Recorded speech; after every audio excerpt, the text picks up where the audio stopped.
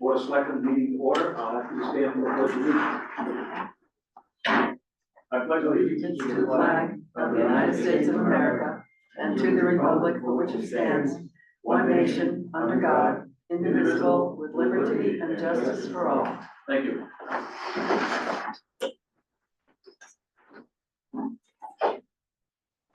Next item of business will be the audience of citizens. Do we have someone who care to say something at our meeting today? Yes, Patty. I just wanted to read what Stephanie Thompson just sent me. She says she doesn't think she can make the meeting, and evidently she's not here. She says, "My thoughts, whatever the selectmen decide concerning leadership and the physical handling of the money coming in, that department still needs oversight." She's talking about the recreation department. Reinstatement of the rec commission will contribute to that oversight, easing that burden on the selectmen. No matter who is in charge of the recreation, that department brings in a significant amount of revenue and should have clear checks and balances. Duly noted. Thank you. Anyone else? Peter? In reference to the October 6th minutes, I see that you amended it, We will amend them today. and why are we amending when you stated that? I misunderstood at the time. I was under the impression that no money had been spent. We'll get to that at that time. Okay, we're gonna discuss that in a minute, all right? We're gonna discuss I that know in a minute. you're getting ready to approve these minutes, and that's why I'm questioning it, because I don't think the taxpayers should be paying that $960. Well, This has been going on since June. okay, we'll get to that. That's on our list of meeting minutes, okay? It's on your agenda. It's on the agenda. Anyone care to make another comment? Yes, ma'am.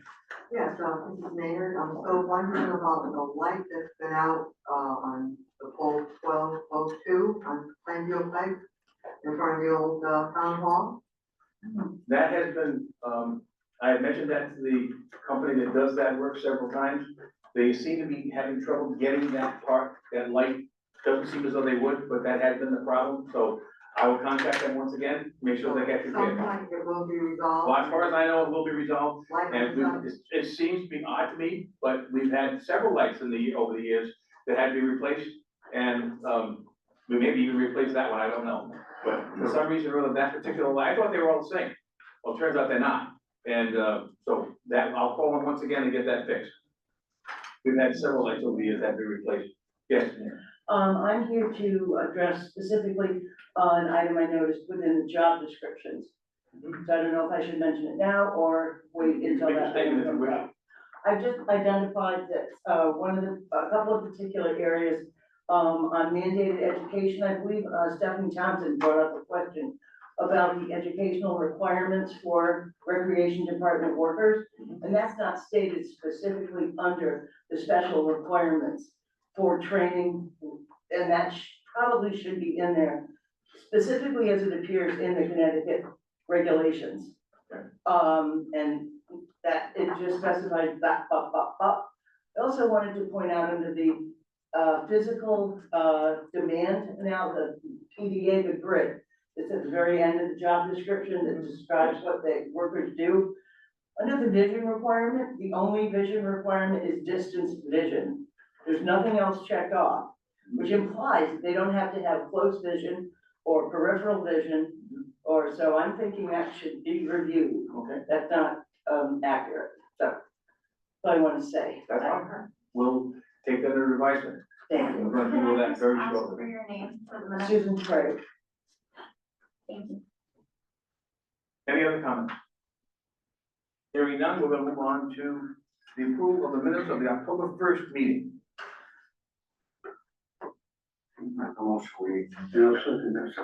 Motion's been made and seconded that we approve the minutes of the October 1st regular meeting. Any further discussion? All in favor? Aye. All opposed? Meeting has been, those minutes have been approved. October 6th meeting, special meeting. Amendment to needed for executive session closing statement. Let's go to that on, that would be, that's the October 1st, this is the October 6th minute.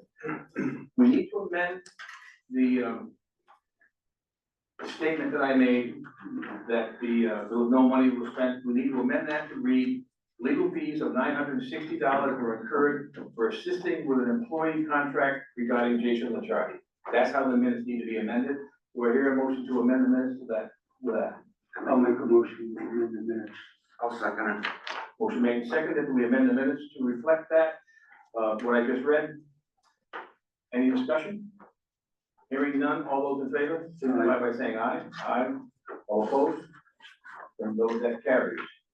And now we go to the third item on the special meeting, minutes for the special meeting of October 9th.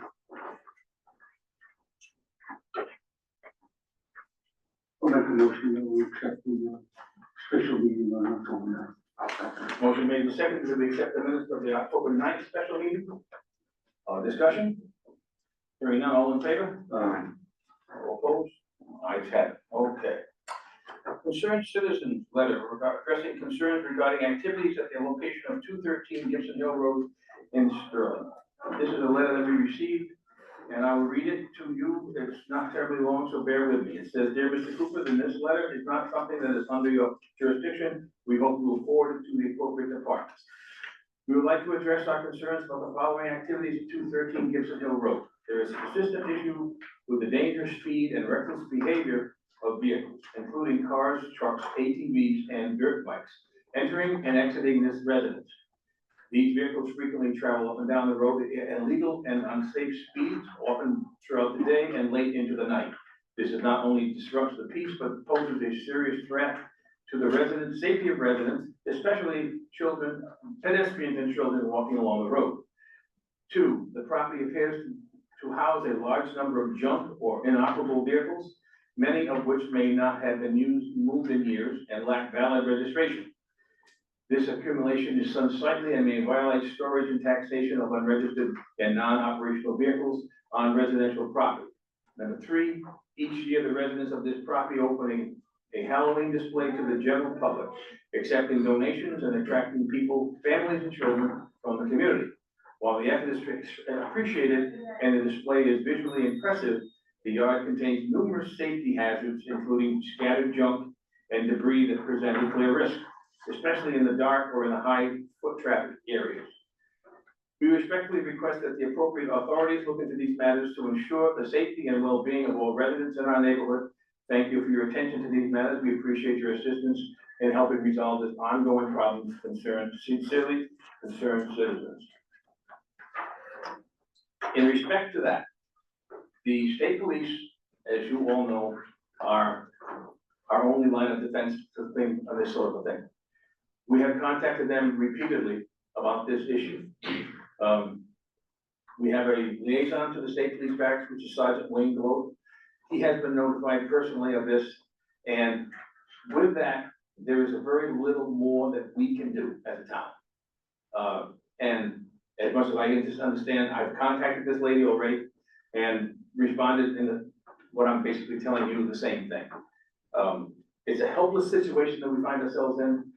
It's just that it's just the way it is at the moment, and if the state police don't respond, or if they don't respond often enough, there's very little we can do but complain again. And those complaints have been made, I can assure you.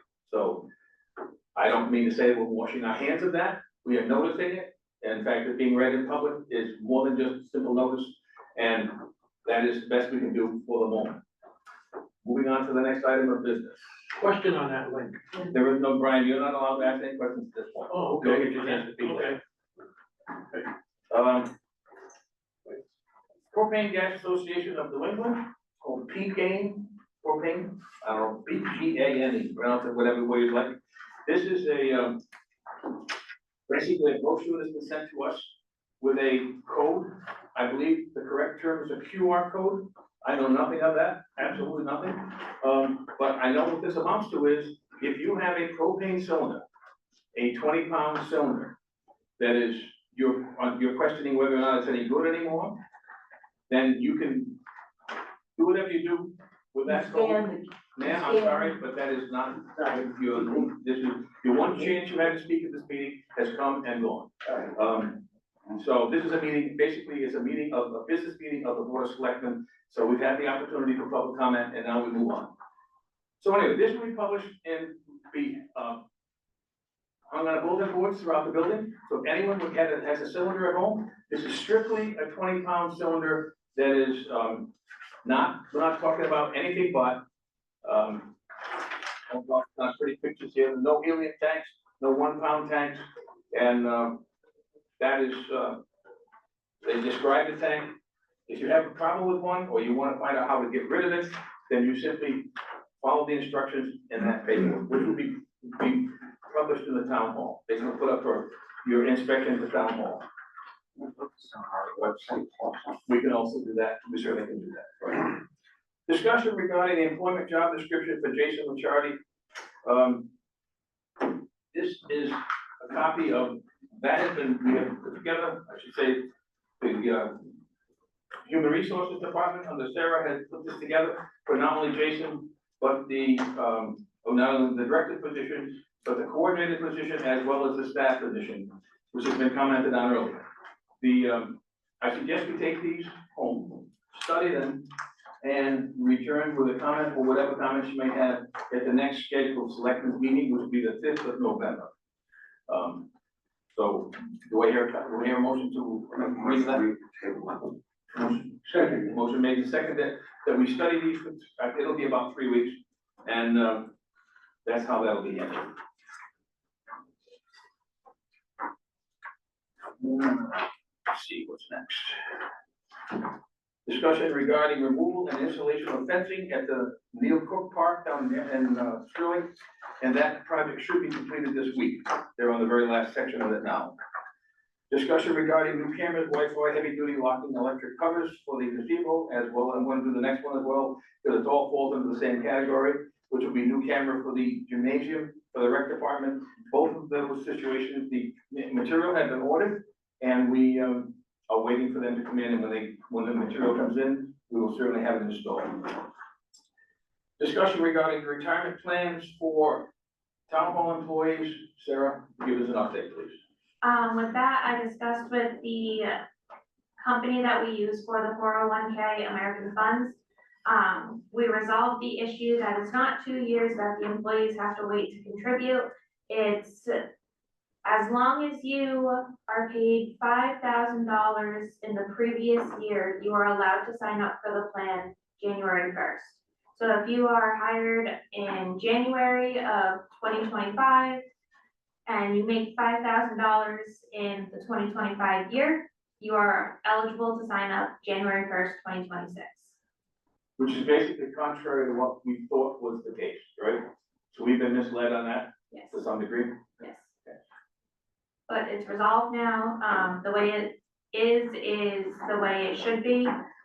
It's either the way it is now, or upon hire, they have the eligibility to contribute to the plan. So that means there will be no change, doesn't need to be a change to the retirement plan which already exists. Correct. Just a matter of, now that it's been clarified, Yes. so. What action would you like to take on that, gentleman? I guess we'll make a motion to accept Sarah's explanation of that. I'll second Motion made and seconded that we accept the treasurer's explanation about that situation, and, all in favor? All opposed? Well done, thank you, Sarah. Okay, we're a discussion, okay, we're at discussion regarding Recreation Department finances / budget update. The amount of $29,879 is the amount of money that the Recreation Department earned in excess of what they expected to earn. That money needs to be, has been approved to be put into a capital account that already exists within the Recreation Department. We thought at one time that we had to create one, we don't. There's one that already exists. But that money right now is resting in the fund balance, general fund, they're both the same thing. In order to get that money from the fund balance to the recreation capital account, there's a procedure. And the procedure involves this group, the Board of Finance, and a town meeting. What I'm recommending to you, gentlemen, is that we make a recommendation to the Board of Finance, who will meet their regular scheduled meeting in November, to authorize the transfer of that money pending town meeting approval. Okay, the motion is made to recommend to the Board of Finance, that they, and that, you recommend your second that motion? Yes. All in favor? Aye. Motion passes. Okay. Next discussion is regarding the 72-inch culvert pipes that we own, that we're trying to sell. I contacted the town of Forster at someone's request, and Forster is not interested in buying them. But they, the foreman of the DPW crew there, Gordon Rogers, told me that he would be glad to contact his friends and neighbors in Rhode Island to see if they can find a buyer for those. So, until that happens, my suggestion would be, does someone recommend that we, table this until our next meeting? No, second. Motion been made, that we table this item until our next meeting, which will be November 5th. Any further discussion? Hearing none, all in favor? Aye. Aye. All opposed? Motion carries. Next item is OSHA, citations and notification of penalties. We have been cited by OSHA, we were cited by OSHA for possibility of mishandling of asbestos tiles from the ceilings in the other wing of the building. The tiles fell down due to an overhead leak. The leak was obviously fixed, but the tiles fell to the floor. The janitor, Sam McGuire, picked them up and disposed of them. And we were cited for that, for not, we're not determining whether there was asbestos involved. We were cited for, penalty was $420. And we had, they insisted that we have a survey done. So the survey was done for the entire building to find out whether any asbestos existed in the building. They found out that survey came back and said, that was done by Mr. Air Quality. That survey came back and told us that the ceilings that were tested, including the room where the ceiling tiles fell, did not contain asbestos. They surveyed every room in the building, gave us a lengthy description of all of them. I shared all this information with OSHA. That, Ashley and I had what we refer to as an informal conference with OSHA. They reduced the penalty to, because those tiles didn't contain asbestos, they reduced it from 420 to 210. They can't make it disappear, but they can cut it in half, which they did. That bill has been paid. They also insisted that we have a training session done for anyone who would be in janitorial work in this building, which would include 2 people. Training will be done by OSHA. Now we are waiting for OSHA to come and get us, give us a date when that training will start. That's all up to them, and so far we're waiting. We haven't heard from them yet. In the meantime, we've had Mr. Air Quality come back and test 3 other rooms, actually 6 other rooms in that wing, and we're waiting for that report. And therefore basically we're waiting at the moment for OSHA to come back with a date for a training program, and we're also waiting for a report from Mr. Air Quality, which should come tomorrow. That's the story on OSHA. Consider an act on the appointment of Orion Wanaco, who is a member of our DPW crew, to the safety committee. I make a motion that we appoint Orion Wanaco to the safety committee. Second. Motion made and seconded, we appoint Orion to the safety committee, all in favor? Aye. All opposed? Motion carries. Discussion regarding new street takeover law presented by Brian Glover. Brian had come to us with a question about the issue that I read to the complaint from the lady on Gibson Hill Road. He lives in the same neighborhood, and would you like to make a statement on that situation, Brian? Yeah, it's not just, Gibson Hill Road itself, it's really the whole town. The fire department had a couple calls recently. I used to be the chief of the fire department, I'm retired now. But they had a call down at the old mill site where a young child, underage kid, riding a dirt bike, got into an accident on the old mill property, which is owned by the town, liability. There was another one same week on Main Street, right in the same area, dirt bike, riding wheelies, stuff like that. The state's got that new ordinance now, where a new law, where the town can create an ordinance. And not only, if you read it, which I read it thoroughly, that the town can benefit from it in a way by creating this ordinance. Number one, the town can confiscate the bikes. Well, the state police can, granted the town has to store them, the town can either sell them or destroy them. They also get fined, first offense is $1,000, which goes to the town. Second offense is $1,500. Then the third offense forward on is $2,000. It's so much out of hand. Porter Pond Road and Brown Road, it's terrible up there.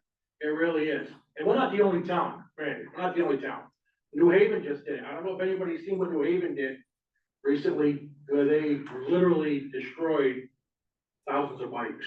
You know, you hate to do it, but I think if it happens once, where people are gonna realize that, well, we gotta do something, because they mean business. Granted, we're gonna need the state police to help us, but I think it's an ordinance that the town needs to put in. To at least give the state police the authority to do that. Because right now they don't.